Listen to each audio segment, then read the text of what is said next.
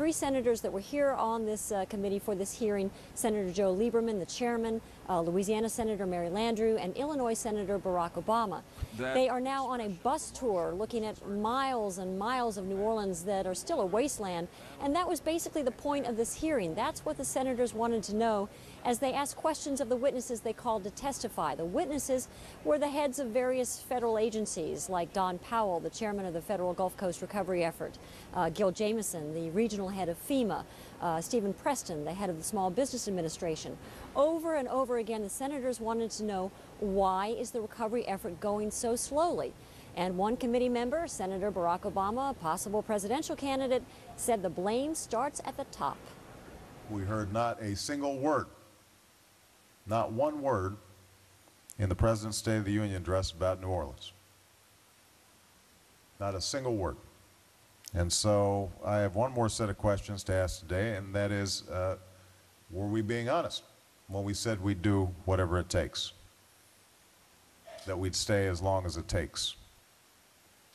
I think it made a lot of people in New Orleans and Louisiana, and those of us who are concerned all across the country, wonder whether we're in danger of actually forgetting New Orleans. And that's shameful. We should be ashamed if we forget. Senator Obama says we need to have a greater sense of urgency in our federal response, even now, as you mentioned, Kira, 17 months and billions of dollars later after the hurricane. And speaking of urgency, the senators heard some of that very early on in the hearing today, Kira, just as it was getting underway. A protester stood up. He was holding a hand-lettered piece of cloth that said, "Probe the White House."